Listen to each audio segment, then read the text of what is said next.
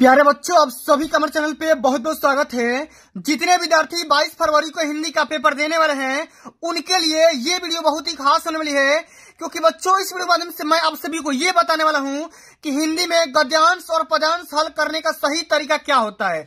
बच्चों, ये जो टॉपिक है बोर्ड परीक्षा के पेपर में हर साल 6 नंबर में पूछा जाता है और क्वेश्चन जो आता है इस प्रकार से आता है। बच्चों, यहाँ पे आप देख सकते हैं कि यहाँ पे एक छोटा सा गद्यांश दिया गया है और इसी प्रकार से नीचे भी देखोगे तो एक अथवा करके ये भी गद्यांश दिया गया है। इसी प्रकार से पद्यांश करने का ये भी तरीका होता है। एक यहाँ पे पद्यांश दिया गया है और एक इसके बाद भी पद्यांश दिया गया है। दो दिया जाता है, दोनों में से किसी एक को हल करना होता है। तो बच्चों, इस वीडियो के माध्यम से मैं आप सभी को दो गद्यांश बताऊंगा और साथ में दो पद्यांश बताऊंगा और दोनों को हल करके दिखाऊंगा। ये वीडियो उन विद्यार्थियों के लिए होने वाली है जो कि अब की बार 22 फरवरी को हिंदी में पेपर देने वाले हैं। और बच्चों, क्वेश्चन पूछने का तरीका क्या होता है सबसे पहले उसको समझते हैं और इस वीडियो के माध्यम से मैं आप सभी को एक ऐसा ट्रिक बताऊंगा जिसे जानने के बाद बोर्ड परीक्षा में किसी भी चैप्टर से आप सभी गद्यांश आ जाए और चाहे पद्यांश आ जाए आसानी से हल कर पाओगे। ठीक ना। आइए सबसे पहले क्वेश्चन क्या पूछा गया है उसको समझते हैं। क्वेश्चन ये कह रहा है कि निम्नलिखित गद्यांश पर आधारित 3 प्रश्नों का उत्तर दीजिए। एक यहाँ पे छोटा सा पैसेज दिया गया हिंदी का और इस पैसेज से संबंधित 3 प्रश्नों का जवाब देना है। सबसे पहला प्रश्न क्या पूछा गया है कि उपयुक्त गद्यांश का संदर्भ लिखना है। संदर्भ लिखोगे 2 नंबर यहाँ से मिलेगा, रेखांकित अंश का व्याख्या करोगे 2 नंबर का मिलेगा और साथ में इस पैसेज से संबंधित इस पैसेज को पढ़ोगे आपको पता चल जाएगा और इसी पैसेज से संबंधित एक क्वेश्चन पूछा गया है, इसका भी आंसर करना है। ये भी 2 नंबर का पूछा गया है। इसी प्रकार से बच्चों यहाँ पे देखोगे ना तो एक छोटा सा पद्यांश दिया गया, वो क्या था, गद्यांश था और यहाँ पे पद्यांश पूछा गया है। सेम टू सेम इसका भी वही हाल होता है, वही क्वेश्चन पूछा जाता है। सबसे पहले बच्चों संदर्भ लिखो, फिर व्याख्या करो और इसमें से एक अलंकार बताओ। हमेशा बोर्ड परीक्षा पेपर में आता है। आइए बच्चों, बिना टाइम को वेस्ट किए इस वीडियो को स्टार्ट करेंगे और सबसे पहले इस वाले पैसेज को हल करते हैं। ठीक ना। तो सबसे पहले पैसेज को पढ़ेंगे, समझेंगे और उसके बाद हम अपने आंसर करेंगे। इसमें क्या लिखा गया है, यह कोई बात नहीं है कि एक स्वभाव और रुचि के लोगों में ही मित्रता हो सकती है। समाज में विभिन्नता देखकर लोग एक दूसरे की ओर आकर्षित होते हैं। जो गुण उनमें नहीं है, हम चाहते हैं कि ऐसा मित्र मिले जिनमें वे गुण हो। चिंताशील मनुष्य प्रफुल्लित चित्त का साथ ढूंढता है, निर्बल बलि का, धीर उत्साही का। उच्च आकांक्षा वाला चंद्रगुप्त युक्ति और उपाय के लिए चड़क का मुंह ताकता था। नीति विशारद अकबर मन बहलाने के लिए बीरबल की ओर देखता था। तो बच्चों, ये जो पैसेज लिया गया है आप ही की किताब से लिया गया है और आप सभी को पता होगा क्या करना भैया, सबसे पहले आप सभी को संदर्भ लिखना है। अच्छा, संदर्भ किस तरीके से लिखा जाता है? तो बच्चों, संदर्भ हल करने का 2 तरीका होता है। मैं दोनों तरीका बताऊंगा। ठीक ना, बिल्कुल ध्यान से देखना। सबसे पहला तरीका क्या होता है बच्चा, सबसे पहले आप यहाँ पे पेपर में कॉपी में कैसे हल करोगे, सबसे पहले थोड़ा इसको समझ लो। सबसे पहले आपको यहाँ पे लिखना है प्रश्नोत्तर संख्या पहला और इसमें हेडिंग डाल दो कि यह कोई बात नहीं है, शुरू का 2 शब्द और अंत का 2 शब्द की ओर देखता था। इतना करने से क्या होगा, एग्जामिनर को पता चल जाएगा कि भैया आप इसी वाले पैसेज का सॉल्यूशन कर रहे हैं। सबसे पहले संदर्भ लिखेंगे और संदर्भ किस प्रकार से लिखा जाएगा यहाँ पे समझो कि प्रस्तुत गद्यांश हमारी पाठ्य पुस्तक हिंदी के गद्य खंड में संकलित मित्रता नामक पाठ से लिया गया है। इसके लेखक आचार्य रामचंद्र शुक्ल जी हैं। तो बच्चों क्या करना है, आपको 2-3 बातें यहाँ पे डार्क कर देना है। सबसे पहली बात, हिंदी को डार्क करो ताकि आपके सब्जेक्ट का नाम है, मित्रता चैप्टर का नाम है और यहाँ पे आचार्य रामचंद्र शुक्ल जो कि मित्रता वाले चैप्टर के लेखक है यानी कि राइटर का नाम है। अगर आप इस तरीके से संदर्भ लिखते हो तो आपका एक भी नंबर ना कटेगा, पूरा का पूरा नंबर मिलेगा भाई, 2 नंबर यहाँ से पा जाओगे। अब देखो अगला हमारा क्वेश्चन पूछा गया है कि गद्यांश के रेखांकित अंश की व्याख्या करिए। 2 नंबर का क्वेश्चन पूछा गया है। अच्छा, यहाँ से लेकर के यह कोई बात नहीं है, यहाँ से लेकर के की ओर आकर्षित होते हैं। तो यहाँ से लेकर के यहाँ तक के शब्दों को आपको रेखांकित अंश का व्याख्या करना है। अब देखो व्याख्या कैसे करेंगे। अब जो आपको व्याख्या करने नहीं आएगा तो क्या करोगे, सब कुछ बताऊंगा, परेशान मत होना। ठीक ना।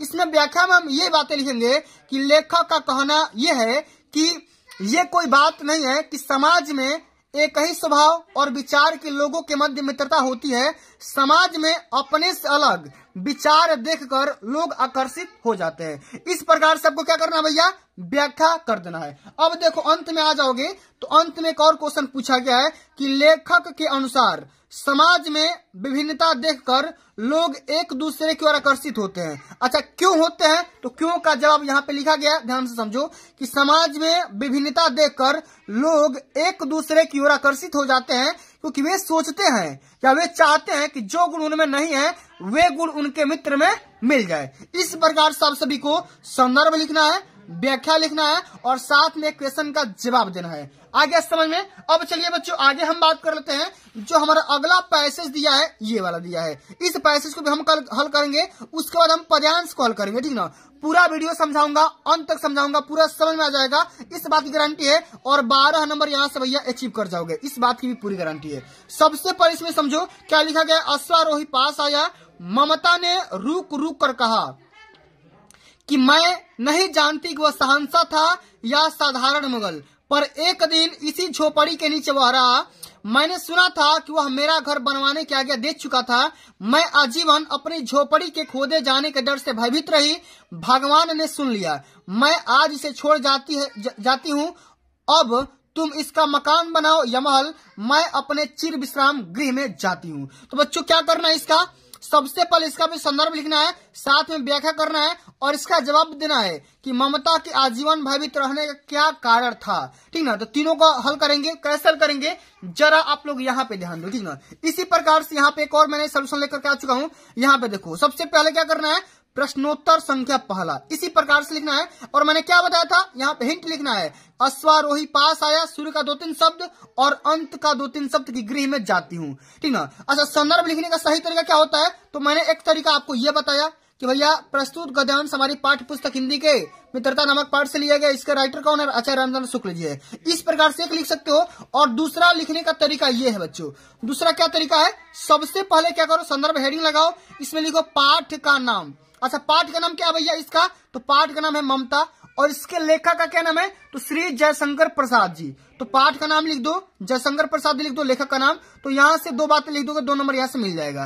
अब बच्चों क्या करना है आप सभी को कि गद्यांश के रेखांकित अंश की व्याख्या करिए। अच्छा, व्याख्या करना है, अनुवाद करना है। तो कहां से कहां तक करना है कि मैं आजीवन अपनी झोपड़ी के खोदे जाने के डर से भयभीत रही, यहां से लेकर के गृह में जाती हूँ, यहां तक के शब्दों को, वाक्यों को अनुवाद करना है। तो इसमें क्या लिखेंगे, इसमें आपको ये लिखना है कि श्री जयशंकर प्रसाद जी कहते हैं कि ममता ने अश्वारोही को बुलाकर उससे कहा कि उस व्यक्ति ने घर का नव निर्माण कराने के आदेश दिया था।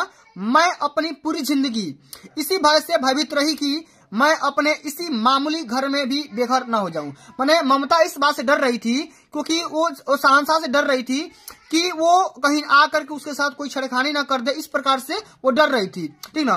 और उसको ये भी डर लग रहा था कि कहीं वो जो भी ये मामूली सी झोपड़ी में रह रही है, कहीं ना कहीं इसको भी छोड़ना न पड़ जाए, इस बात से भी वो डर रही थी, ठीक ना। अब चलो अगला हमारा जो क्वेश्चन दिया गया है, अगला हमारा क्वेश्चन ये पूछा गया बच्चा, यहाँ पे देखो सबसे पहले यह दिया गया है कि ममता के आजीवन भयभीत रहने का क्या कारण था। इसका रीजन क्या लिखेंगे, यहाँ पे लिखना है कि ममता नहीं जानती थी कि मुगल शहंशाह के पैर उसके स्वाभिमानी झोपड़ी में पड़े और वह उसे किसी प्रकार की सहायता दे। ममता बिल्कुल भी नहीं चाहती थी कि जो शहंशाह था, वो राजा था, उसके झोपड़ी में आए और उसे कोई मदद करे, हेल्प करे। आ गया समझ में? अब चलो आगे बढ़ते हैं बच्चा। आगे बढ़ोगे तो मैंने क्या बताया था, पदांश भी हल करना है, ठीक ना। तो पदांश में आपको ये हल करना है। यहाँ पे देखो पदांश भी 6 नंबर का आता है।